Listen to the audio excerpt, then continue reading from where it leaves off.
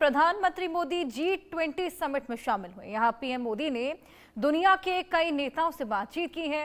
Republic of Korea के राष्ट्रपति से मुलाकात की। राष्ट्रपति ली जे म्यांग और पीएम मोदी की मुलाकात हुई। ऑस्ट्रेलिया के प्रधानमंत्री से भी मुलाकात पीएम मोदी ने की है।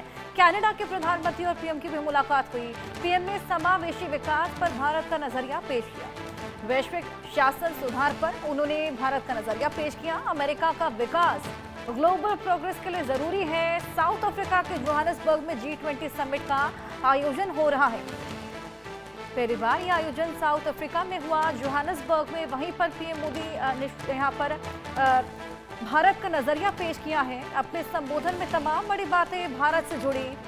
दुनिया के नेताओं से भी उन्होंने बातचीत की है। रिपब्लिक ऑफ कोरिया के राष्ट्रपति से उनकी मुलाकात हुई। वहीं द्विपक्षीय बातचीत भी देखने को मिली। जिम्या और पीएम मोदी की भी मुलाकात। वहीं ऑस्ट्रेलिया के प्रधानमंत्री, कनाडा के प्रधानमंत्री, इन तमाम प्रधानमंत्रियों से मुलाकात पीएम मोदी ने की।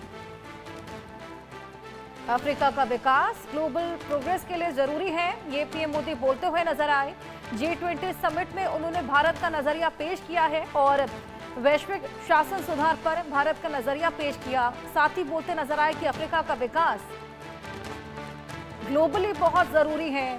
ऐसी तमाम बड़ी बातें उन्होंने अपने संबोधन में जिसका जिक्र किया। समावेशी विकास पर भी भारत का नजरिया वो पेश करते नजर आए। तमाम बड़ी बातें भारत से जुड़ी, भारत के हित से जुड़ी, भारत के नजरिया, उसी को लेकर यहाँ पर पीएम मोदी अपने संबोधन में जिक्र करते नजर आए। आदित्य वधावन और जानकारियों के साथ जुड़े हैं। आदित्य, पीएम मोदी का ये बेहद विशेष संबोधन G20 समिट में देखने को मिला। तमाम पीएम से, राष्ट्रपतियों से उनकी मुलाकात भी हुई है। क्या कुछ इंपॉर्टेंट पॉइंटर्स उनके इस संबोधन में देखने को मिले जो कि भारत से जुड़े रहे? तो अर्षा, अगर आप देखेंगे तो G20 समिट बहुत इंपॉर्टेंट रहा। अगर हर नजरिए से अगर हम देखें, हमने देखा किस तरीके से ऑस्ट्रेलिया, कनाडा और भारत के बीच में एक टेक्नोलॉजिकल एक पूरा परस्पेक्टिव साइन हुआ है, जो कि एक डील साइन हुई है, जाकि काफी कारगर सिद्ध रहेगी आने वाले कुछ समय में। और प्रधानमंत्री नरेंद्र मोदी ने अगर हम देखें तो ग्लोबल साउथ के एम्पावरमेंट के लिए बात करी। जितने भी उनके लेक्चर, जितने भी एड्रेस करी, जितने सेशंस में उन्होंने ये कहा कि कैसे ग्लोबल साउथ जो डेवलपिंग वर्ल्ड है आगे बढ़ सकता है, क्योंकि डाइवर्स पॉलिटिकल डाइवर्स चैलेंजेस हैं, चेंजेस चल रहे हैं अभी समय ग्लोब में, और किस तरीके से जो है ग्लोबल साउथ इतना कॉम्पिटेंट बने कि किस तरीके से जो है आगे बढ़ते टाइम के साथ आगे बढ़ते। और अभी हमने देखा किस तरीके से दक्षिण अफ्रीका के प्रेसिडेंट साइरिल रामाफोसा से प्रधानमंत्री नरेंद्र मोदी मिले। काफी ट्रेड के डोमेन में, कल्चर के डोमेन में और डिफेंस के डोमेन में काफी बातचीत हुई। आने वाले कुछ समय में हम देख सकते हैं कि किस तरीके से जो चीजें हैं आगे बढ़े इस डोमेन में। काफी जो है चीजें निकल के आ सकती हैं। इस चीज में अगर हम देखें तो काफी विन विन सिचुएशन है, क्योंकि अगली जो प्रेसिडेंसी G20 की होगी वो भारत की होगी। तो कहीं और मुद्दे इस दौरान जो ग्लोबल साउथ जो चैलेंजेस फेस कर रहा है, क्योंकि डेवलपिंग वर्ल्ड को तो निरंतर एक प्रोग्रेस के ट्रैजेक्टरी पे अगर रहना है तो कुछ ना कुछ इनोवेशन की तरीके पे आगे बढ़ना है। तो यही प्रधानमंत्री नरेंद्र मोदी का G20 सम्मेलन में पूरा संदेश था। जी हर्षा।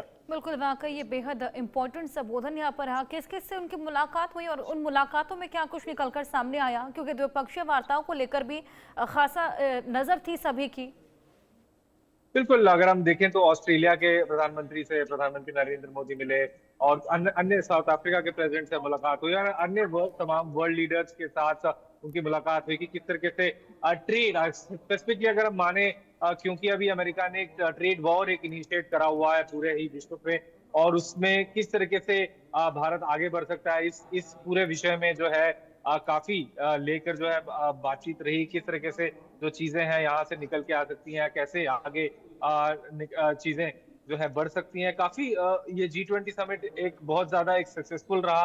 अगर हम भारत के नजरिए से देखें तो देखने वाली बात होगी आने वाले समय में कितना जो है भारत ने जो डील साइन करी है, जितनी भी जो टेक्नोलॉजिकल कोऑपरेशन, टेक्नोलॉजी के कोलैबोरेशन आई हुई है भारत, कनाडा और ऑस्ट्रेलिया में, वो आगे आने वाले टाइम में हर्षा बहुत कारगर सिद्ध होने वाली है।